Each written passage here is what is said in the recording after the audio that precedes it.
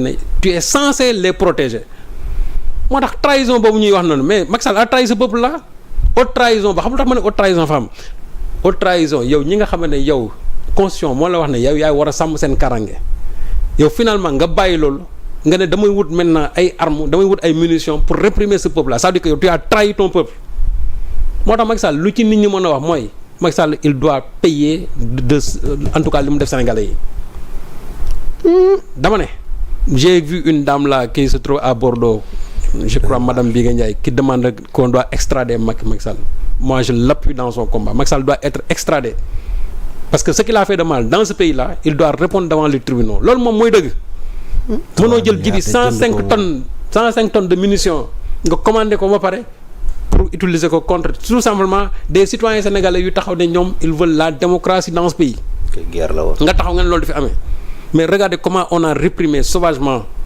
la résistance des patriotes amul lu ñu dajul dans ce pays là moo tax tey su ma déggee nit ñi patriotes li ñu daj boo déggee nit ñi tey ñu taxaw ne woy ay nomination lii nangam ak nangam alors que ce sont ces gens là qui se sont battus ba bàyyi ci seen bakkan pour ce pays là vous pensez que ces gosses là ils ne méritent pas d'être nommés à des postes s'ils ont les compétences dama ne nañ leen nommer ci postes yi bu ñu amee compétences yi prenez-les mettez-les dans les postes parce que nit nag booy gouverner da ngay gouverner ñoo xam ñoom nga amal confiance mais mënoo jël ñoo xam amu ñoom benn confiance ne da nga leen fa war a teg man pour man loolu ànduma ci voilà moom war nañ cee def lumière ak itam ñi décédé mais moo tax parce que yaa ngi koy wax ci sax ci journal bi te loolu moom daanaka ñëpp xam nañ ko mooy palais dañ ko exclure ci champ wu commande munitions mais c'est ça selon article wala décret sax laay wax 2020 mais ci lu 25 mars 2020 mais ci lu leer ils n'ont pas le droit de commander palais pour fii ñi fa war a commander xam nañ ko c'est la police la gendarmerie la brigade des sapeurs-pompiers ñoo war a commander ay dof lañ ñu jàppe ko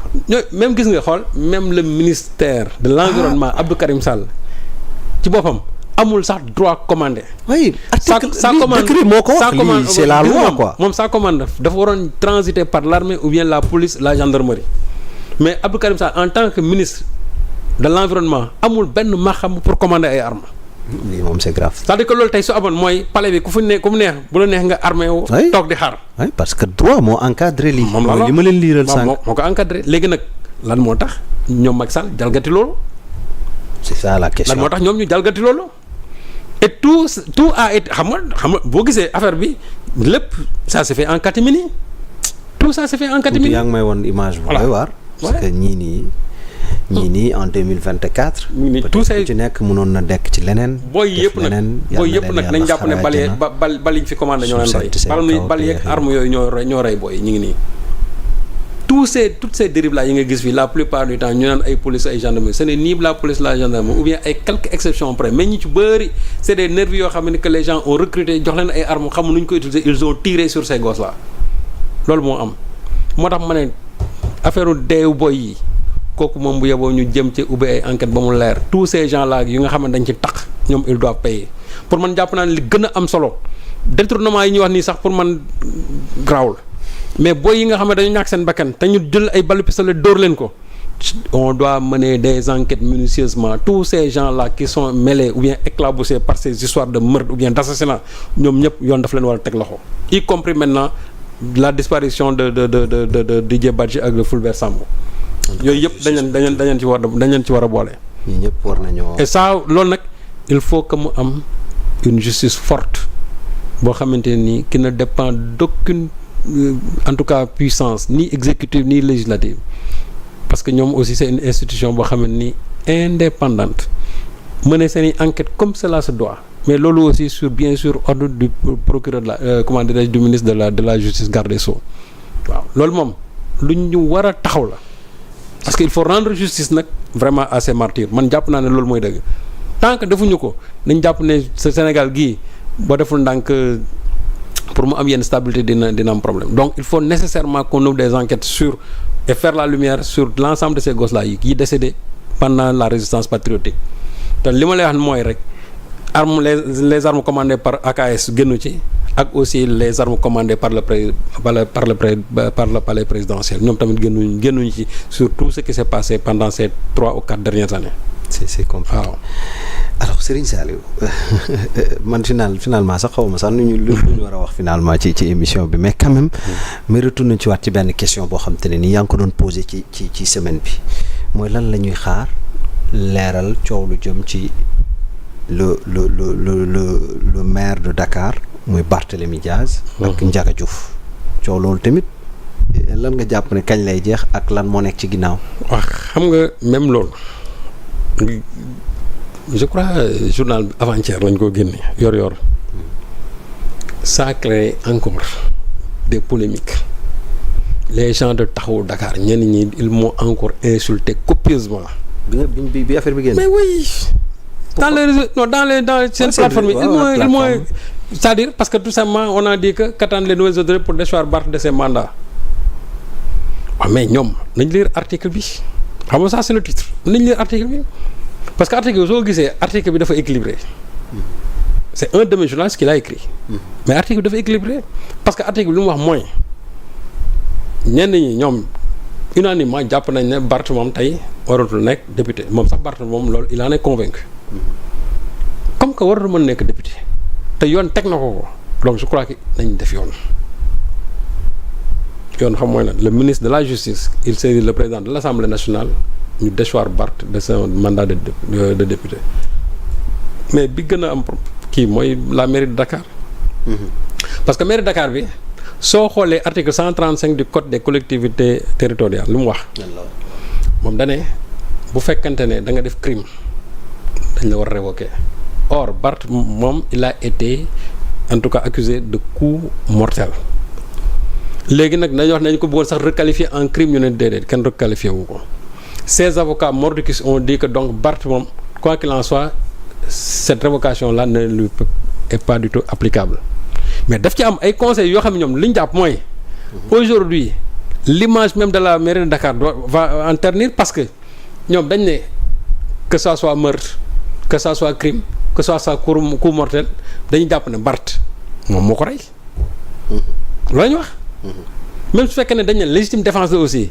mais ba léegi ñoom dañ jàpp ne Barth est à la base de ça donc comme ñoom jàpp nañ ne loolu la ñu ne même dans l'esprit bu ñuy wax parce que bu ñuy wax même crime même dans l'esprit c'est-à-dire que fii il y a une perte de vie humaine te sa loxo génnu ci donc ñoom dañ jàpp ne sur la base de ça Barth doit être déchu de son mandat de maire mais man Serigne Saliou de façon péremptoire même si je n'ai pas écrit l'article moi j'ai pas dit que Barth dafa war a perdre son mandat de maire je l'ai pas dit je n'ai pas waaw mais c'est ça le problème léegi même ci biir article bi sax on a dit que là où des professeurs de droit ou bien des avocats ont dit que Barth kenn mënu ko déchoir de son mandat de maire mais on a dit que d'autres aussi il y a des conseillers yoo xam ne ni de la ville de Dakar qui disent que Barth doit être déchu de son mandat de maire mais loolu mooy équilibre mais ces gens là m'ont insulté encore copieusement en disant que booy ñenn ñi way man Serigne Saliou convention et cetera bon sax man aussi dafa am loo xam ne nii ji bi yenn dawaay kenn mu mais tey li nga xamante ne mooy dëgg mooy que Barth moom ne doit plus être député à l'Assemblée nationale parce que loolu moom yoon règlement intérieur je crois 51 ou 61 moom moo tegu ci kawam léegi nag pour son mandat de maire c'est aux gens et aux juristes de voir man soo sama yoon ci waaw tu as été clair hein non xool j'ai été plus que clair mais xam nga voilà un pays boo xam ne nii c'est-à-dire buñ la bëggee dugal fenn rek nan la fay dugal waaw ñoom nag jàpp nañ ne man je suis contre Taxawu Dakar et cetera j'ai dit bon ceux qui le disent peut-être aussi ils ont la mémoire courte parce que je crois que ba muy metti dëgg j'ai été l'un des rares à défendre Khalifa Sall waaw. alors Serigne Saliou naka ngay évaluer la position du Sénégal fi nga xamante ne ni moom mooy parlement de la CEDEAO vu benn ci député am ni mu ko représenté foofu di Guy Marius Sagna. Vraiment j'ai été content quand j'ai vu Guy Marius Sagna secouer le parlement de la CEDEAO parce que nag man jàpp naa ne la révolution du souverainisme là est en marche parce que xam nga souverainisme boobu dafa war a feeñ jusque ñun dans nos institutions sous-régionales Guy Marius Sagna bi mu demee problématique bi mu posé mooy la coopération qu'il y a entre le PNUD et la CEDEAO mais document bi ñu leen jox ñoom ñu war ci travailler PNUD lu mu wax pauvreté et inégalité en Afrique dans les États de l'Afrique de l'Ouest Guy a dit que nous ne sommes pas pauvres, nous sommes les pays les plus riches. te mooy dëgg. comme li Jacques Ziegler doon wax rek l'Afrique est une mendiante assise sur une montagne d'or. Nous sommes des pays riches mais nous sommes des pays appauvris. Mais appauvris par qui? Mais parce qu'ils nous dirigent. yow bu fekkee ne yow ñi lay diriger ñoom ñooy dem di signer ay contrats miniers. di signer ay contrats je ne sais pas dans le domaine de l'énergie. wala ci yeneen secteurs yi. de façon vraiment en tout cas léonine comme on dit. waaw kan moo appauvrir l'Afrique? Mais ce sont ces chefs d'État. Et en le disant mais il ne cible aucun chef d'État bàyyiwu ci sax. ñi nga xam ne ñoo nekk dëkkam. Mais voilà qu'une certaine Adjaratou, je ne sais pas, président de Adjaratou Traoré, vice-présidente du Parlement de la CEDEAO, tëbee fële pour. Mais c'est quoi son problème? Non, tu sais quoi aussi ñooñu xam nga. da bëggoon bosé. Non xam nga ñooñu c'est les députés godiots mooy ñi nga xamante ne ñoom seen dëkk yi bu ñu fay jógee président mooy lay désigner la nga nekk président moom la ko def et cetera. Et moom jàpp na ne fi ñu toll nii bu ko defee aussi ngóora la bu delloo peut-être Alassane Ouattara va la récompenser c'est tout simplement ça. Or Afrique moo weesu foofu. moom ku ko bàyyiwoon lu muy def ni nee na day dem doon Guy Marius Sagna. maa gisul ni Guy toll. waaw mais xam nga Guy moom Guy loo ci mën a wax Guy loo ci mën a wax moom c'est un être placide fu nekk ni mën na tempérer mais c'est pas un être non Guy c'est un être placide il n'est pas du tout violent moo tax Guy dafa taxaw di ko seetaan mais pour dire tout simplement moo tax man dama jàpp ne Guy problématique bi mu soulevé mooy dëgg c'est-à-dire que CEDEAO nan lañ war a mën a nangoo peut-être ñëw day wax loolu te mënuñu te peut-être sax ñi moo ñu critiquer les chefs d'État. Mais le Parlement de la CEDEAO mais c'est une institution boo xam ne bon qui a toute son indépendance par rapport même à l'institution exécutive de la CEDEAO. Mais li ma la wax rek mooy c'est-à-dire que ñun suñu institution yooyu ji bi sous-régional yooyu c'est-à-dire moo tekkiwul dara. Au moment où les pays sont en train de en tout cas de sortir de la CEDEAO Guy Marius Sagna ñëw waxaat lii xam nga lu mu war a tekki mooy que ñi nga xam ne ñoo jiite CEDEAO dañu war a taxawaat def benn taxaw seen le parlement de la CEDEAO lan lay jariñ kan moom moo tax rek tey ne ma. c'est-à-dire njëriñam lii la kan moo ko mën wax personne. PNUD boobu ñëw indi rapport boobu pourtant PNUD ñoom seen i mission en tout cas li ñuy wax le renforcement de la démocratie loolu lépp da ci bokk de or ñoom gis nañ ne pays beaucoup de pays de la CEDEAO ne sont pas des pays démocratiques. ki nga xamante ne tey muy Aminata Ibrahima boobu moo jiite parlement de la CEDEAO nekk togolaise mais Guy a attaqué même son président. Oui. En disant que on veut faire tout simplement du Togo une propriété de Gnassingbé. Oui. Tout simplement te loolu mooy dëgg. waaw léegi nag Guy Marius Sagna ñëw poser problème boobu en tant que député c'est-à-dire africain de la CEDEAO. Ce n'est pas le Sénégalais qui parle. Les gens ont voulu croire que c'est un problème entre la Côte d'Ivoire. Non, ce n'est pas un problème entre la Côte d'Ivoire et le Sénégal. C'est un problème purement au niveau de l'Afrique. Et bon, toutes les réactions ont été positives à l'endroit de Guy Marius Sagna. Parce que voilà ce que les gens aujourd'hui attendent. La CEDEAO des peuples, mais pas la CEDEAO des présidents. CEDEAO président bi nag moo waral ne tey chaque fois bu coup d'état constitutionnel amee président yi na pat. moom di wax noonu. Respecter je ne sais pas les présidents là mais Alassane Ouattara lui il a fait un putsch constitutionnel ba nekk dem troisième mandat. Macky Sall a voulu faire un putsch constitutionnel mais les Sénégalais s'y sont opposés. For moom Gnassingbé moom chaque fois moom constitution bi depuis 2005 ba léegi day remodeler rek. tripatouiller tripatouiller ba fi ñu toll nii ba 2029 ba 2029. il sera encore président bu 2029 jotee aussi. mu tripatouiller waat xool def comme ni papaam defoon rek ba kër moo tax nag guy ne leen yéen bu yàggee yéen ay indi coup d'état militaire yi parce que bu ngeen fi bëggee toog ne kenn du fi jógee lii moo war lan moo tax les militaires prennent le pouvoir te mooy dëgg encore. te mooy dëgg. léegi nag problématique boobu gii posé ñoom dañ ci waroon am benn njàngat daal di taxaw def benn taxaw seet xam ne l'institution parlementaire de la CEDEAO que quand même c'est une institution de rien du tout. Comme aujourd'hui la CEDEAO aussi c'est une comment dirais une structure de rien du tout parce que CEDEAO bi amul benn njariñ en tout cas man de gisuma benn njariñ bu mu indil suñu peuple yi.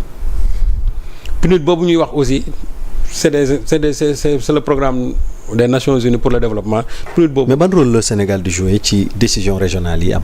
actuellement il y a Fatou Sow Sarr je crois qui est dans une des commissions xaw ma aux affaires sociales moom mi ngi ci mais à part ça je ne crois pas que ne am na beneen poste sax ñun bu ñu fa occupé mais ji bi foofu même quel que soit le poste que tu occupes gis nga le problème mooy c'est-à-dire il faut qu'on repense le fonctionnement de ces institutions. C'est-à-dire que institutions yi lan lañ ban taxawaay la ñu am bu fekkonte ne tey dañ ne benn dëkk problème en tout cas benn pays problème démocratique am na fa ñu ngi réprimer peuple bi wala nangu ñu dem def élection yu claire parlement de la CEDEAO taxaw comme souvent ni ko le parlement européen di taxaw di ko wax ñenn ñi taxaw daal ne loolu du fi am wala nangam mais su boobaa mën nañu wax ne institution bi am na njariñ. mais même boo xoolee la cour de justice de la CEDEAO cour boobu tamit moog zéro yam parce que décision bu mu jël gars yi duñ ko respecté.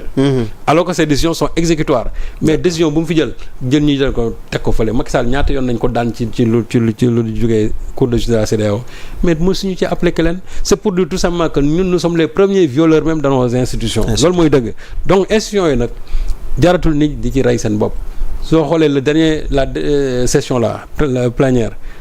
gisoo fa sax député yu bëri alors que le parlement compte 115 membres mais gisoo fa presque kenn parce que les gens ne sont plus en tout cas attirés par cette institution là qui finalement n'est que le reflet nag de ces chefs d'État yi nga xam ne ils veulent s'éterniser au pouvoir. D'accord. Le président Bassirou Diomaye Diakhar Faye et actuellement mu ngi France. Lan mooy importance su cette visite là ci relation yi entre le Sénégal et la France. mais xam nga. avec solos tamit déplacement mais ji bi xam nga ne c'est demain l'ouverture des Jeux Olympiques. C'est demain l'ouverture des Jeux Olympiques mais Jeux Olympiques ji bi mais c'est la compétition sportive la plus illustre du monde. C'est la seule compétition qui peut réunir presque plus d'une centaine de chefs d'État. Coupe du monde de football amul loolu. Coupe du monde de football lu mu bëri chefs d'État yi bu ñu doon dem ay 20 lañu mais fii tous les pays sont représentés. chef d'État yi bu ñu demul seen bopp seen chef de gouvernement ñooy dem wala ñu yóbbu seen ministre des affaires étrangères. te en dehors même de cet aspect diplomatique politique diplomatique. mais même les géants de la finance mondiale fa la ñuy ñëw. Elon Musk mi nga xam ne moom Twitter. X moom ma nga fa. le patron de Coca-Cola.